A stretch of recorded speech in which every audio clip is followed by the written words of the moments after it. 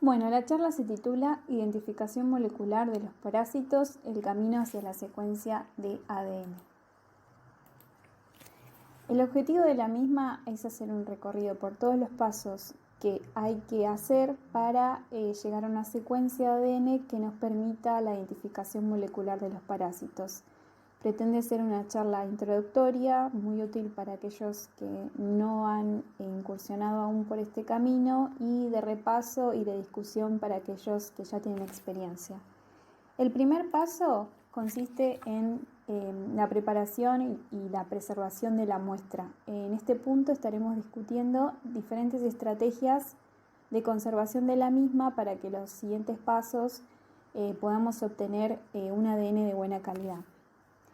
El próximo vamos a hablar sobre la extracción de ADN y de nuevo distintas estrategias que hay según los grupos parasitarios con los que trabajemos. Algunas estrategias se comparten, otras pueden ser exclusivas. Y una vez que tenemos extraído el ADN, las distintas opciones que tenemos para su amplificación. Existen muchas técnicas para amplificar el ADN. En esta charla solo estaremos hablando de la PCR convencional y se mencionarán algunas otras, pero muy de pasada. Y por último, la secuenciación del ADN, que es el paso final que nos va a permitir la identificación molecular de los parásitos, y hablaremos sobre la interpretación de los resultados crudos. Bueno, como les decía, el primer paso para encarar este camino es la preparación de las muestras, es decir, su conservación. Y en este punto lo que tenemos que pensar es cuál es nuestro material de partida. Puede ser sangre, materia fecal, los parásitos adultos, tejidos, y al mismo tiempo cuál es el objetivo. Si nosotros queremos conservar ese material únicamente para un propósito molecular, o si pretendemos que ese material nos sirva tanto para lo morfológico como para lo molecular. Mi charla va a estar un poco sesgada a lo que es extracción y amplificación a partir de muestras de materia fecal y los parásitos intestinales que hallamos en población humana, porque desde el CEPAVE, en el Laboratorio de Parasitología Humana, trabajamos con este tipo de muestras. Sin embargo, los tips van a ser algunos compartidos para cualquier grupo parasitario. Bueno, en primer lugar, los tips generales para la preservación de la muestra y que les permita obtener material de buena calidad. Como todos sabrán, la solución de formol es el gold standard para la conservación de muestras para obtener buenos resultados morfológicos. Sin embargo, no es lo recomendado para hacer un trabajo molecular.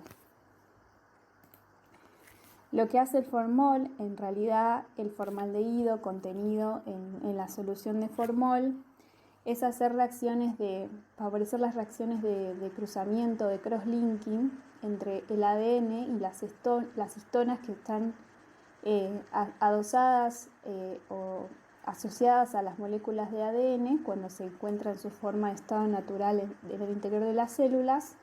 Entonces lo deja poco disponible para posteriores amplificaciones. Y en lugar de... Nosotros no vamos a poder, en este caso, si estas uniones histona-ADN están fortalecidas, no vamos a poder acceder a la doble hebra de ADN.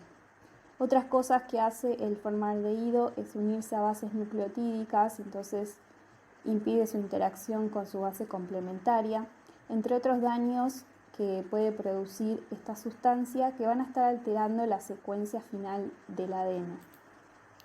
Por lo cual no sería una solución recomendada para hacer molecular. Sin embargo, hay trabajos en los que han hecho extracción de ADN a partir de muestras que estuvieron conservadas en formol, pero los resultados óptimos se obtuvieron únicamente hasta 7 días de tiempo de conservación en este tipo de preservante. O sea que el daño que produce el formol al ADN es tiempo dependiente. También hay trabajos que han hecho como la reversión de este proceso de fijación en formol en material de tejido o material parasitario que estuvo embebido en parafina, pero que solamente tuvo un tiempo de conservación en formol de 48 horas. Luego lo que es comúnmente usado para preservar las muestras es el etanol 96 o el etanol 70. En este caso hay que considerar que cualquier fracción de agua que tenga nuestro preservante va a contribuir al daño del ADN. Entonces, ya sea si vamos a conservar nuestra muestra en alcohol 96 o en alcohol 70, tener en cuenta esta fracción de agua, y la recomendación es que no la dejemos a temperatura ambiente, sino que la pongamos en frío, en heladera a menos 20, o si tenemos un freezer a menos 80, que va a frenar ese proceso de hidrólisis que hace el agua con el ADN. La situación ideal para conservar bien un material para molecular es el congelamiento a menos 80, es decir, nuestro material parasitario de cualquier tipo, sin ningún tipo de preservante, directamente lo llevamos a menos 80. Bueno, el etanol, lo que decía, no lo recomendamos poner a temperatura ambiente si es que la extracción no lo vamos a hacer de inmediato. Lo mejor sería conservarlo en esta situación en etanol 70 a menos 20 grados centígrados o a menos 80 grados centígrados, y en estas condiciones, bueno, vamos a tener un material apto para molecular. Otra solución comúnmente utilizada para la preservación de las muestras, que nos sirve tanto para lo morfológico como para lo molecular, es la solución de dicromato de potasio al 2,5%, en el que en la morfología nos va a contribuir a la identificación de los coccidios, porque estimula la esporulación de los mismos, entonces nos es más fácil identificarlos. Y para lo molecular los resultados son óptimos. De vuelta, si vamos a dejar la muestra mucho tiempo, nos conviene ponerla en frío, y lo que se hace luego es solamente aplicar un lavado y ya podemos proceder a la extracción. Entonces, lo importante es que el tiempo es clave cuando vamos a utilizar solución de formol o soluciones preservantes que tengan alguna fracción de agua, y las bajas temperaturas van a contribuir a que la preservación sea prolongada en el tiempo. Para los que trabajamos con materia fecal, existen otros recolectores comerciales que, si bien tienen menos de 2% de formol, no son aptos para molecular. Sí tenemos para cualquier situación en general, sobre todo para las muestras de tejido, las muestras de sangre, de suero, o suspensiones de huevos de parásitos o suspensiones de larvas, están las tarjetas Whatman, en las que se puede colectar la muestra, guardar la temperatura ambiente, por ejemplo, en un trabajo a campo, y hacer la extracción directamente de este papelito de la tarjeta. Bueno, como les decía al principio, desde nuestro laboratorio trabajamos con materia fecal, entonces les voy a explicar cómo es un poco nuestro procedimiento. Nosotros no somos un hospital, sino que vamos a buscar las muestras, entonces tenemos que pensar en una estrategia de optimización de la misma, de manera que cada muestra que nos entregan las personas la podemos utilizar con distintas herramientas diagnósticas. En el caso de lo molecular, tenemos la dificultad de que la materia fecal presenta numerosos inhibidores, como la hemoglobina, como el grupo hemo de la hemoglobina, la bilirrubina, sales biliares y otros productos de la descomposición de los alimentos, como carbohidratos complejos, que a menudo se extraen con el ADN objetivo. Además, que el ADN del parásito de interés está en muy baja carga en nuestra muestra, que está también compuesta de millones de bacterias y otras levaduras, de las cuales también hacemos extracción de ADN en el mismo momento. Entonces, tenemos planteado un escenario donde si la muestra fue conservada en formol, solamente vamos a poder aplicar las técnicas que nos permitan hacer un examen microscópico, como ser técnicas de concentración, sedimentación o flotación, incluso de tinción. Por otro lado, si las muestras no fueron entregadas en ningún preservante, sino que estaban en fresco, podemos aplicar técnicas morfológicas, pero a partir de un único frotis, o sea, un examen directo de un único día. Podemos hacer coprocultivo con el tiempo que ello implica y podemos hacer la extracción de ADN y amplificación. La situación que encontramos como más ventajosa es conservar las muestras en etanol al 70%, de manera que con una fracción de la misma podemos hacer el examen microscópico y por otra parte, con otra fracción podemos hacer la diagnosis molecular. La ventaja en este caso es que vamos a partir de un seriado, mientras que con las muestras en fresco vamos a partir de una única muestra con el riesgo de entregar falsos positivos a las personas. Lo que recomienda el CDC, que se ha popularizado mucho este centro con la pandemia del coronavirus para el diagnóstico parasitológico humano, es como que prestarle mucha atención a todas las técnicas morfológicas, porque dice, el examen microscópico todavía se considera el estándar de oro para el diagnóstico de enfermedades parasitarias, por lo tanto hay que explotar todas las técnicas morfológicas que se tengan a mano, y cuando se llega a una instancia en la que no se puede hacer la diferenciación, porque morfológicamente no se puede, como ser el caso de las entamebas, del complejo entameba, ahí recurrir a lo molecular. Una vez que ya elegimos nuestro método de preservación, tenemos las muestras adecuadamente preservadas, tenemos que pensar qué método vamos a usar para la extracción. En la situación 1 vamos a extraer directamente desde materia fecal, entonces podemos hacer una extracción que se dice casera, porque es un método que se usa desde hace muchos años en cualquier tipo de tejido, cualquier tipo de muestra. Lo que sí es muy laborioso porque lleva muchos pasos y hay que cuidar en los últimos pasos de eliminar correctamente la porción de fenol, porque actúa como un inhibidor de la PCR. Y luego existen kits comerciales que son específicos para materia fecal. Este de Qiagen, que trae unas pastillitas en una etapa del proceso que cuando se disuelven absorben todos los inhibidores de la materia fecal en esa matriz, y entonces lo convierten en uno de los kits más elegidos y más reportados en bibliografía, porque se obtiene una buena calidad de ADN. El que le sigue como una buena marca también es Simo, que lo que tiene de característico este kit es que en el primer paso, junto con el buffer de lisis, incluye unos bits, unas bolitas que al agitarlas hacen la acción mecánica de ruptura y de homogenización de la muestra, que puede contribuir a romper esas estructuras parasitarias, como pueden ser la pared de los oquistes, la cutícula de nematodes, etc.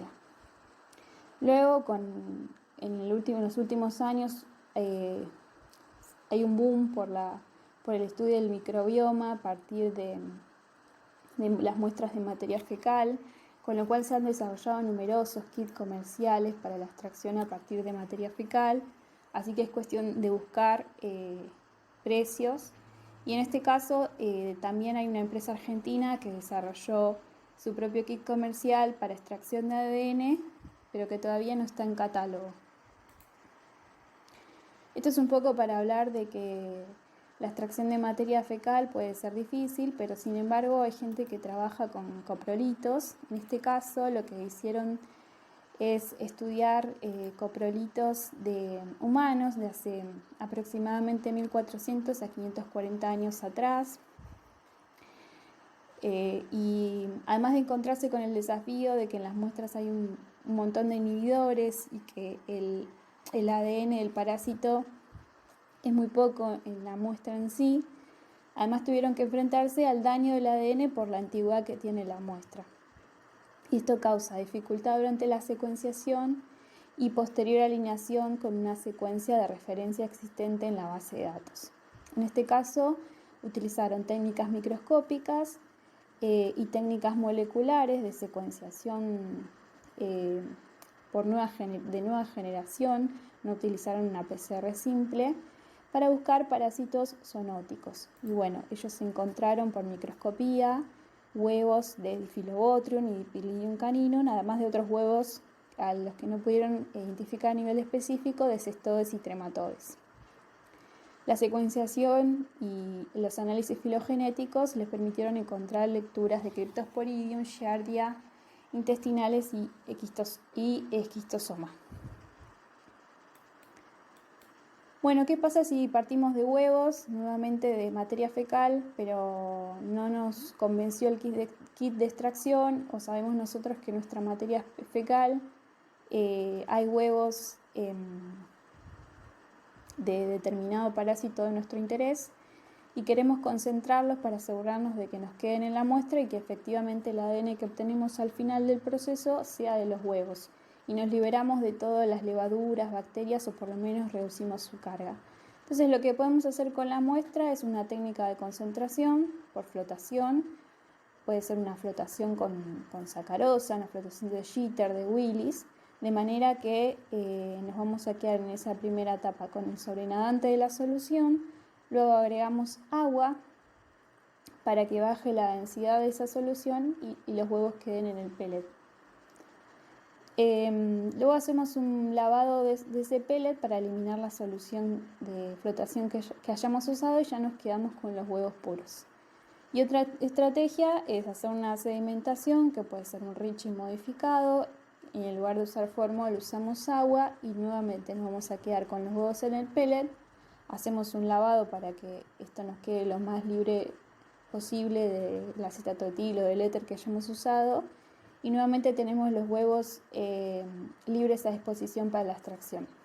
En este punto podemos coincidir y no necesariamente partir de materia fecal, sino si ustedes, por ejemplo, tienen adultos nematodes, una hembra, y quieren hacer y hacen la extracción a partir de sus huevos.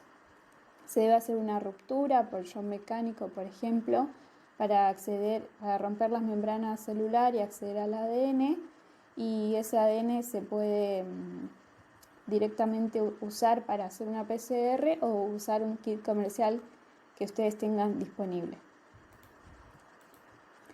¿Qué pasa si tenemos larvas de nematodes o adultos de nematodes? Bueno, se puede hacer también la extracción con fenol, cloroformo o con un kit comercial para tejido o sangre, pero en este caso les quería presentar que hay disponible porque es muy utilizado para nematodes. También es comercial, se llama una resina de Kelex y lleva muy poquitos pasos para el proceso de extracción, y lo que se tiene que contar, bueno, es con esta resina de Kelex más proteínas acá, que esta proteínas acá lo que va a hacer es disolver las membranas y el Kelex actúa quelando a los iones que funcionan para degradar el ADN por acción de las nucleasas. Si tenemos proglótides de cestodes, si ustedes tienen un cestode entero, en este caso nosotros en materia fecal solo obtenemos las proglótides grávidas, pero si ustedes tienen un cestode entero, lo recomendado sería que se queden con las porciones maduras, las proglótides maduras que le permitan la identificación molecular, y las grávidas reservarlas para este proceso de extracción, donde necesitan solamente 30 miligramos de ese tejido. Y de nuevo pueden proceder a la extracción con fenolcloroformo o con cualquier kit. En este caso no tiene que ser específico de nada, cualquier kit de tejido, que hay un montón disponibles, o de sangre y tejido.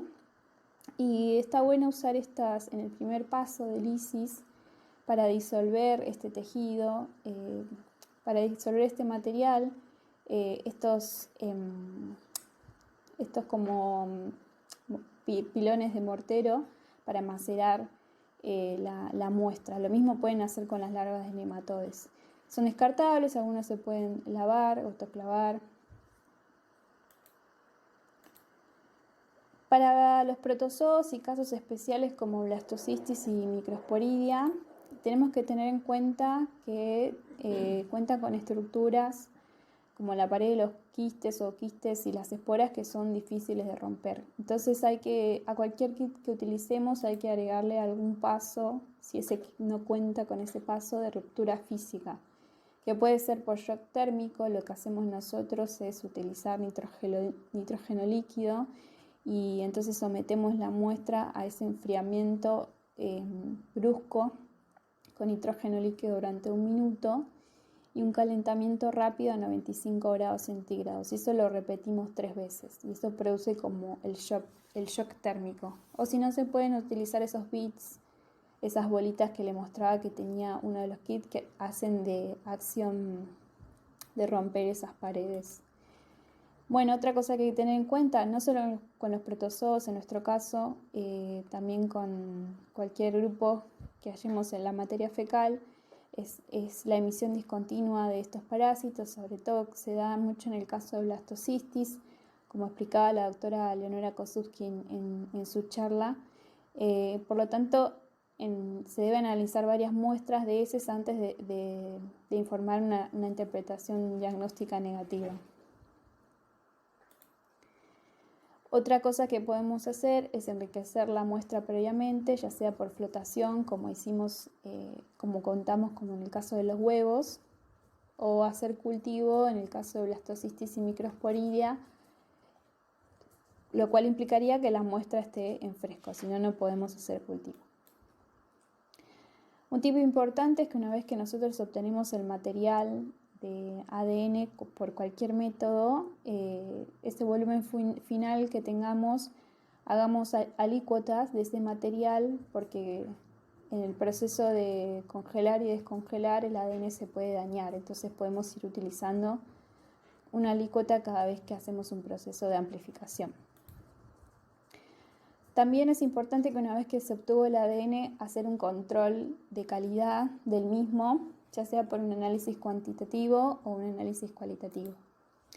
El análisis cuantitativo se hace a través de una medición de absorbancia con un espectrofotómetro, comúnmente llamado nanodrop, que nos va a permitir conocer tanto la cantidad como la calidad de ADN.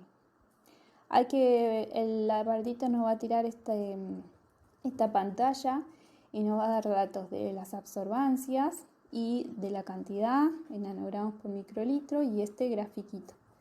Este grafiquito que ven acá es la situación ideal, donde tenemos un pico de absorbancia a los 260 nanómetros y la situación ideal indica un ADN de buena calidad, y en este caso, por ejemplo, en esta curva es típica de una extracción con fenol porque tenemos como una elevación de la curva a una absorbancia de más o menos 230 nanómetros que indica la contaminación con fenol.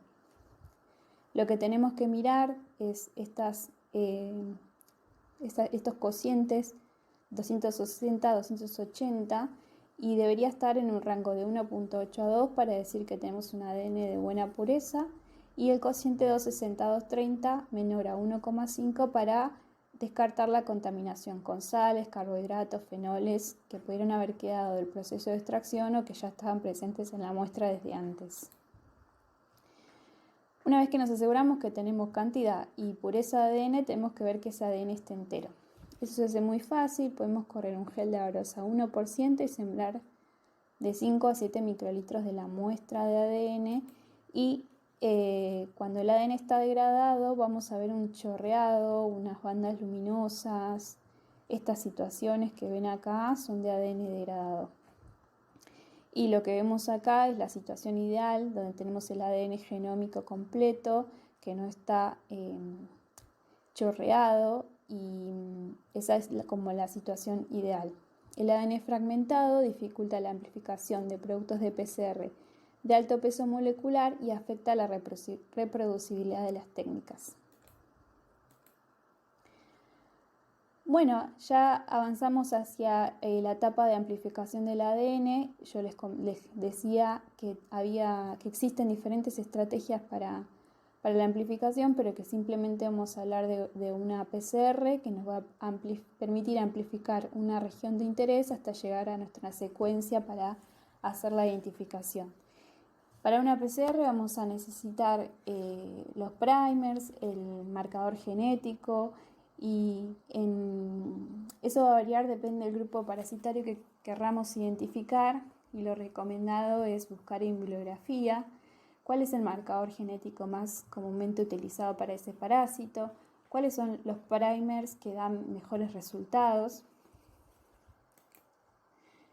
Entonces hay que hacer una búsqueda bibliográfica, y no hay que hacer solo una búsqueda de papers, sino también hay que hacer una búsqueda en la base de datos de secuencias de nucleótidos para ver qué información nucleotídica hay sobre nuestro parásito en la misma, y entonces uno saber de antemano si una vez que obtiene su secuencia va a tener contra qué comparar o no.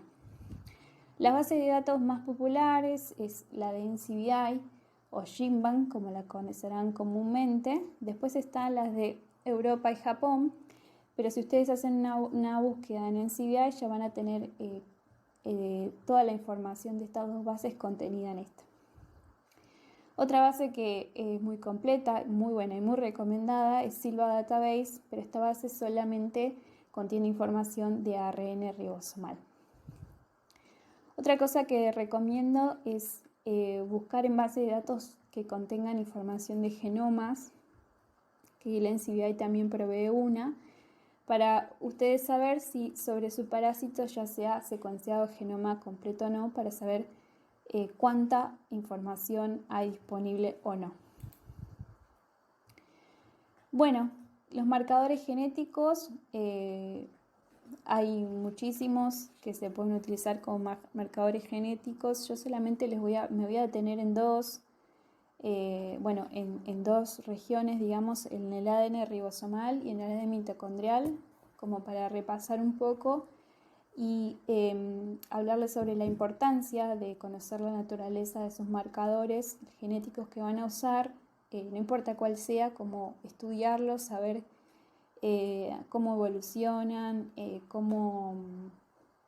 cuál es el comportamiento de nuestro grupo parasitario, porque eso no es una regla general para todos, sino que quizás en un género, en una familia, en un grupo particular, un marcador genético se comporte de una manera y en otra familia se comporte de otra manera.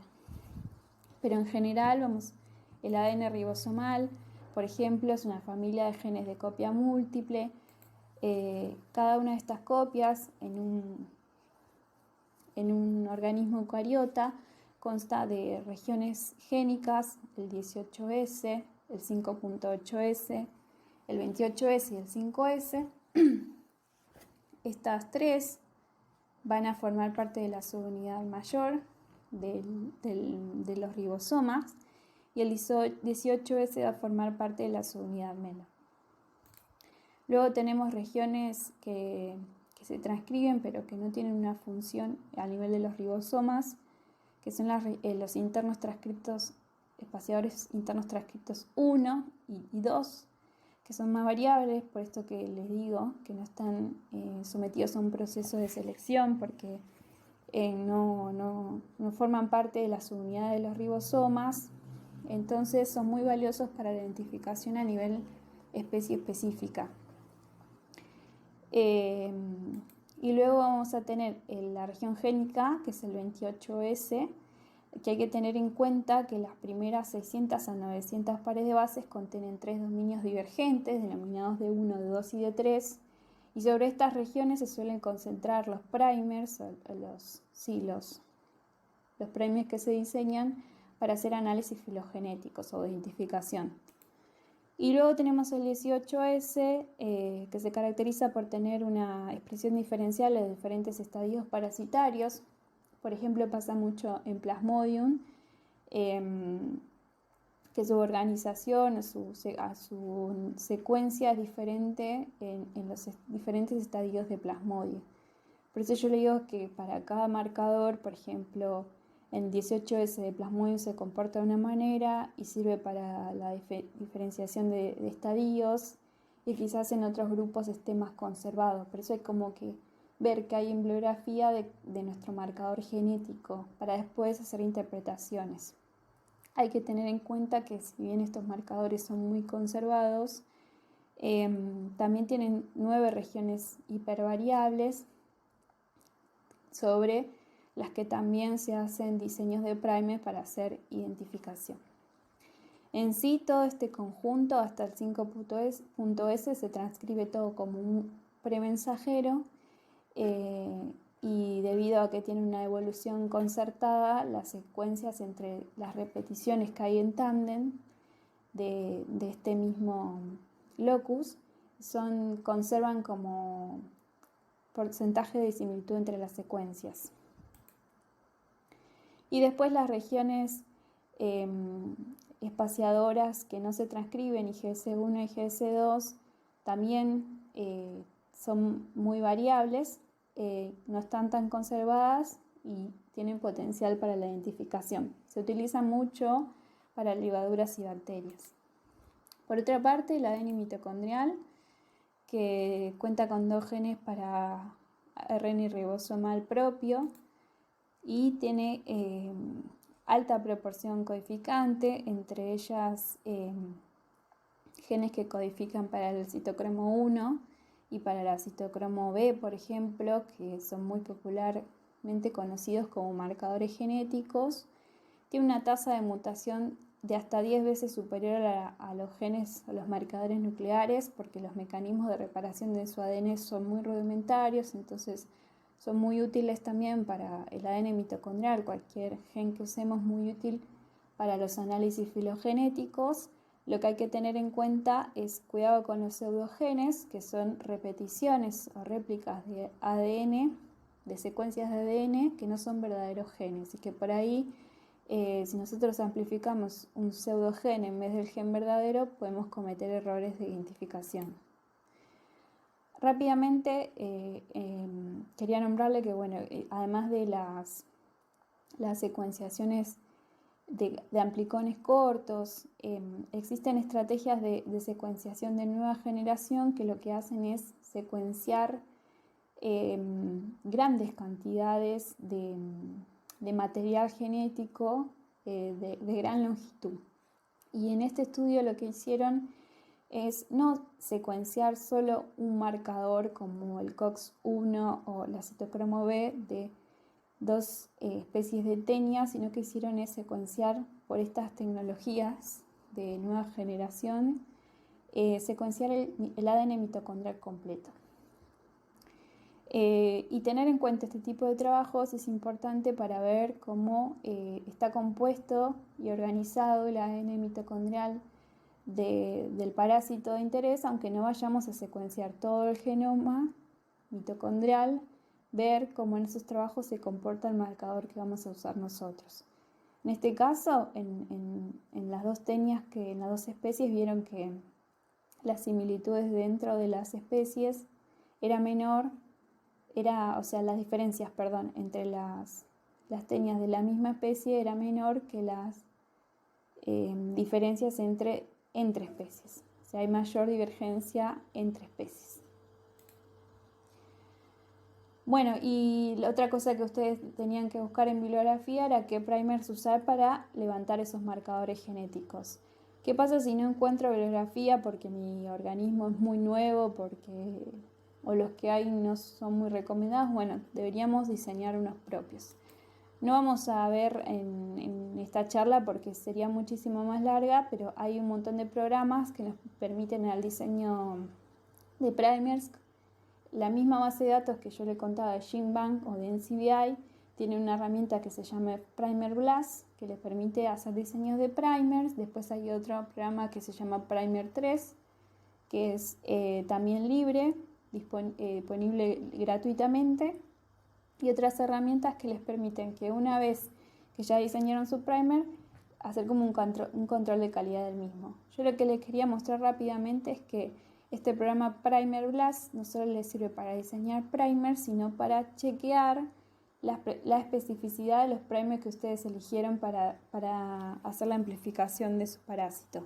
Entonces, por ejemplo, fueron un paper en bibliografía y encontraron 2 que se utilizan popularmente, pero ustedes no tienen experiencia con el mismo y entonces quieren ver si esos primers realmente levantan su parásito y no levantan otra cosa. Entonces ustedes van a Google, ponen Primer Blast, les va a aparecer esta pantallita y en esta sección van a tener que completar con el Primer Forward y el Primer Reverse. Van a poner en la sección que dice Database, no ponen nada, dejan NR y en el organismo no ponen nada porque justamente ustedes quieren ver a qué se pegan esos primers. Ponen Obtener Primers y ahí les va a decir, en esta sección que dice especificidad de los primers, acá me dice que encontró blanco, encontró templados para esos primers. En mi caso, los que yo puse ahí eran primers genéricos para Entamoeba y efectivamente me dice, sí, tus primers se van a pegar a Entamoeba bovis, Entamoeba moshkovsky y la lista es más larga y me aparecieron solo Entamoebas. Si me parecía que me levantaba Giardia, bueno, yo ya decía que estos primers no son específicos. Así como les decía que hay que alicuotar las muestras de ADN que obtuvieron, también cuando vayan a hacer un proceso de amplificación, recuerden alicuotar los reactivos, porque también el congelamiento y descongelamiento puede arruinar a la polimerasa, y también porque si se les contamina, por ejemplo, un tubo de primers, es mejor tener alícuotas que tener que tirar todo el primer en su totalidad porque se les contaminó. Bueno, ¿qué pasa si ustedes eligieron el mejor método de conservación de la muestra, eligieron el mejor método de extracción, pasaron los puntos de calidad, de control de calidad, fueron a bibliografía, eligieron lo recomendado y no obtuvieron amplicón? Entonces, ¿qué se puede cambiar de las condiciones de PCR cuando falla la amplificación? Hay un montón de puntos en este caso que podemos cambiar para obtener la banda deseada, ya sea la temperatura de alineamiento, la temperatura de extensión, el número de ciclos y la concentración de las muestras y reactivos. Yo les dejé una nota con el PDF de esta parte que dice cómo se pueden cambiar cada una de esas cosas en función de los resultados.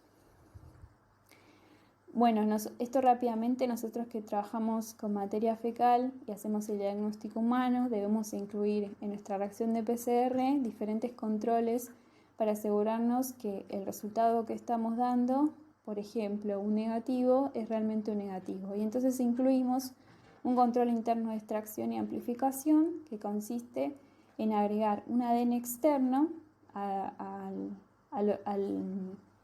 nuestro organismo parasitario de interés y hacemos la extracción. En nuestro caso utilizamos unas cepas de Trypanosoma crucis, entonces cuando tenemos la muestra de materia fecal, a esa muestra le agregamos la cepa de Trypanosoma crucis. La sometemos al proceso de extracción y usamos primer para amplificar esa cepa de crucis. Si vemos la banda es porque la extracción anduvo bien y entonces nos aseguramos de que bueno, esta etapa se logró.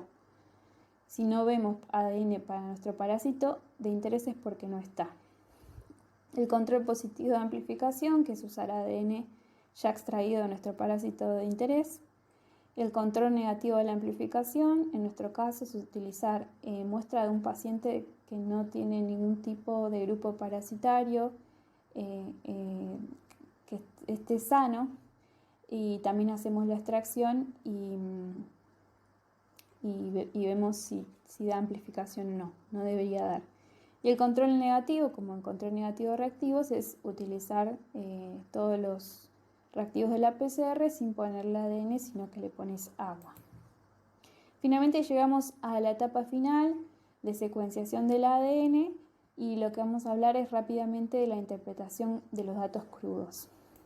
Nosotros no contamos con un secuenciador, un equipo de secuenciación, porque realmente son muy caros y es muy difícil que los laboratorios cuenten con el mismo. En Argentina existía antes un servicio de secuenciación genotipificado de la Facultad de Ciencias Exactas y Naturales de la UBA, pero ya hace un tiempo que no funciona porque tuvieron que hacer una reparación. No sé si van a volver, pero se podría estar atentos a el mismo. Después en Rosario hay otro servicio, pero no hacen secuenciación de datos así cortos como amplicones cortos de 1.800 parabases, sino que solamente se dedican a las estrategias de secuenciación de nueva generación.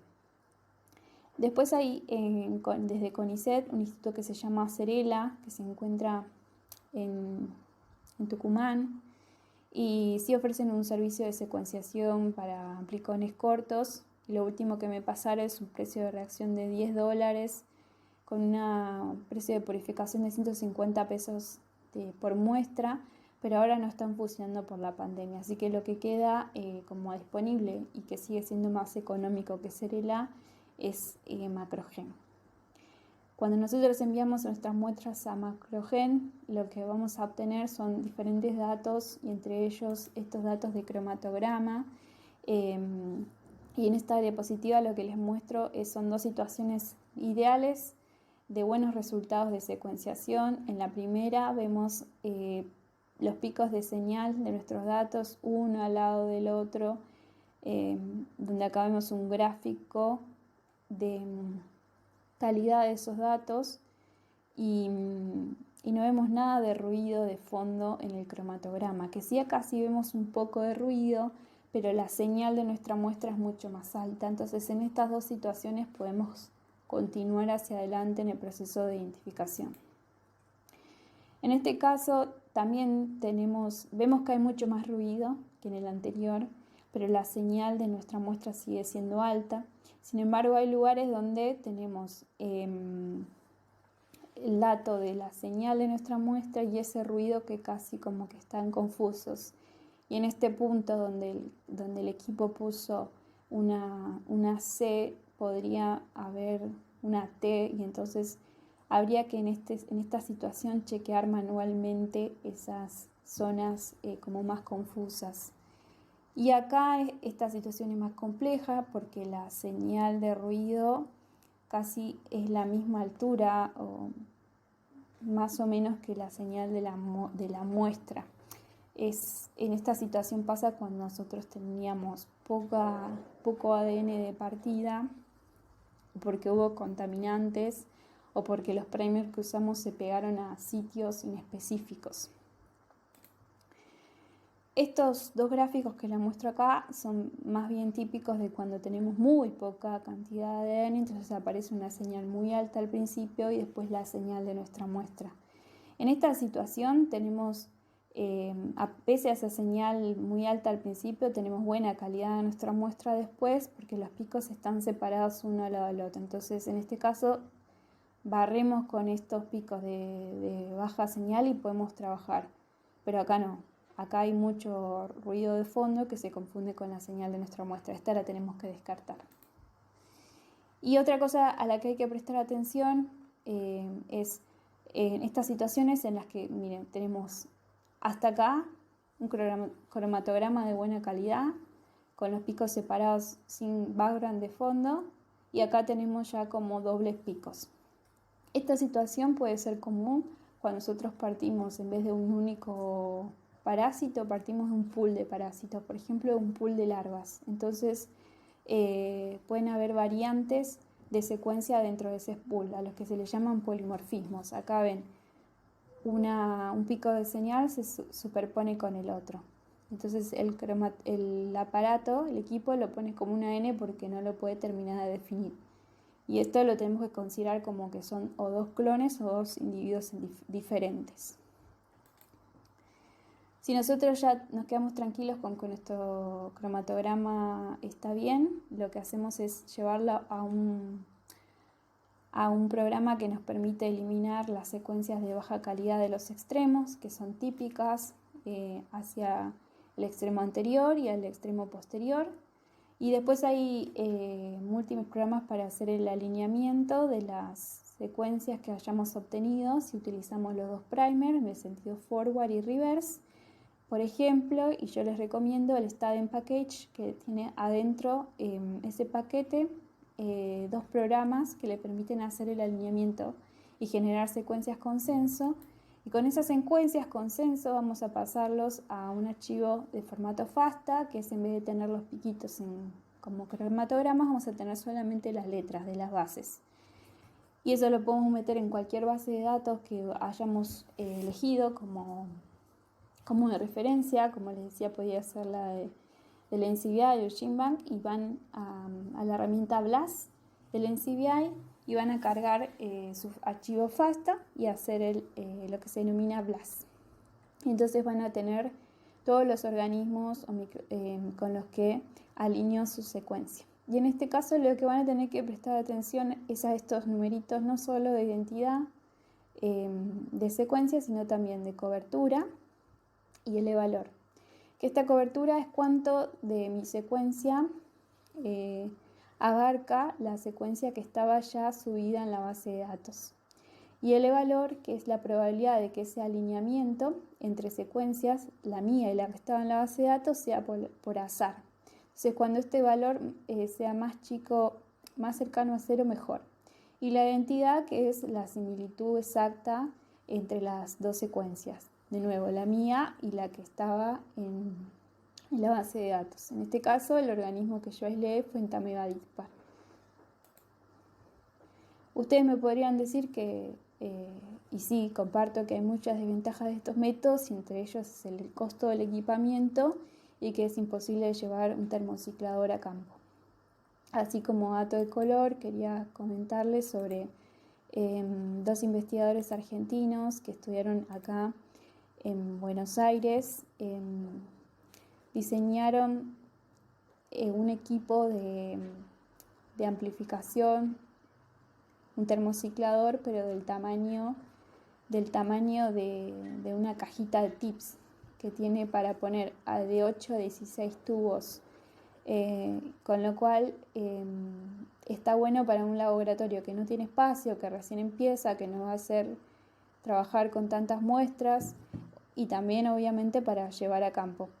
Este equipito cuesta $615, y un equipo termociclador convencional cuesta $10.000, así que la diferencia es abismal. Así como diseñaron este aparatito que denominaron mini PCR, también diseñaron el aparatito para hacer la lectura de geles de un tamaño de calculadora también, o sea que todo eso se puede llevar en una valijita y te incluye el equipo para hacer la electroforesis, la mini PCR, las cajitas de los tips y las micropipetas, todo en una valijita que te cuesta $1.300. Así que para los equipos, los laboratorios que van a recién comenzar y comprarse un equipo más grande es imposible, es una buena idea.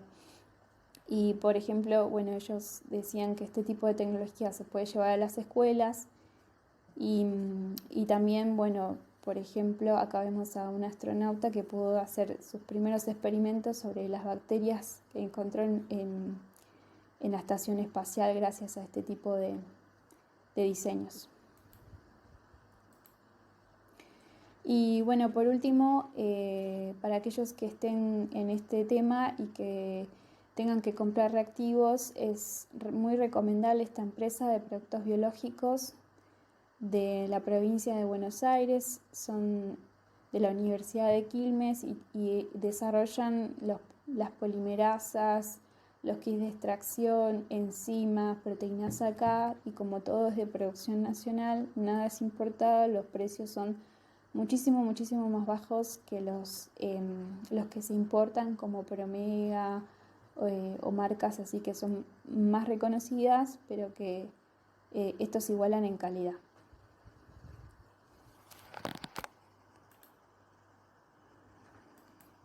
Por último, y como un bonus track, quería hablarles sobre el estudio metagenómico y cómo se aplica el estudio de la metagenómica al análisis del microbioma en materia fecal. Primero repasar qué es la microbiota, o que algunos conocerán como microflora, que es el conjunto total de microorganismos que nosotros podemos encontrar en una comunidad. Y el metagenoma es el conjunto de genes o genomas dentro de esos organismos que están en esa comunidad. Y en conjunto esos dos conceptos se reúnen en el concepto de microbioma, que es el conjunto de los microorganismos y todo su ambiente biomolecular. Es decir, los microorganismos en sí y su ADN, su genoma, el ARN, las proteínas, su ecología y su interacción.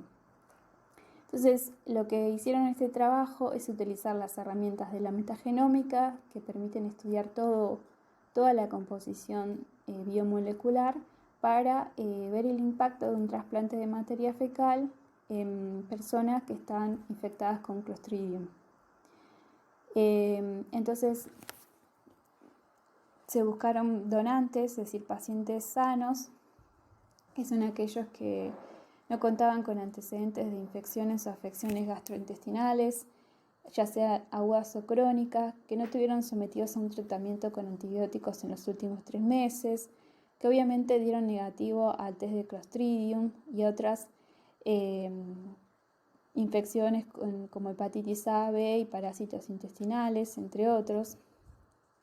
Y lo que se le hace es tomar una muestra de 30 gramos o de 30 centímetros cúbicos en volumen 6 horas antes del procedimiento, y eso se diluye en solución fisiológica y se filtra y se traspasa al receptor a través de sonda nasogástrica.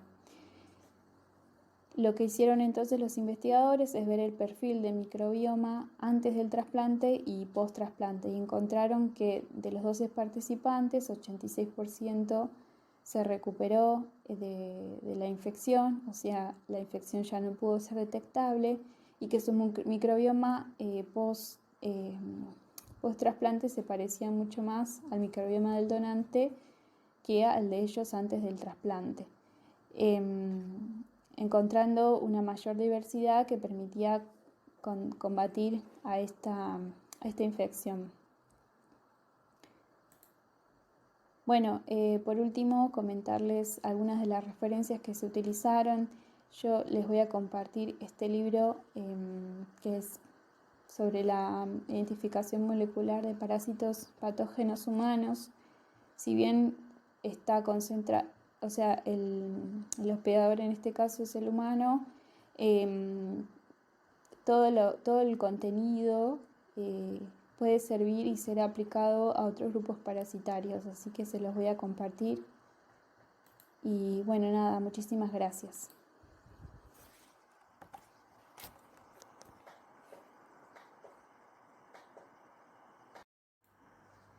Bueno, la charla se titula Identificación molecular de los parásitos, el camino hacia la secuencia de ADN. El objetivo de la misma es hacer un recorrido por todos los pasos que hay que hacer para llegar a una secuencia de ADN que nos permita la identificación molecular de los parásitos. Pretende ser una charla introductoria, muy útil para aquellos que no han incursionado aún por este camino, y de repaso y de discusión para aquellos que ya tienen experiencia. El primer paso consiste en la preparación y la preservación de la muestra. En este punto estaremos discutiendo diferentes estrategias de conservación de la misma para que los siguientes pasos podamos obtener un ADN de buena calidad.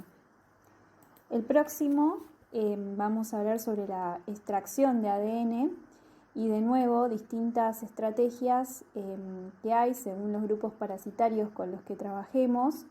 Algunas estrategias se comparten, otras pueden ser exclusivas. Y una vez que tenemos extraído el ADN, las distintas opciones que tenemos para su amplificación. Existen muchas técnicas para amplificar el ADN.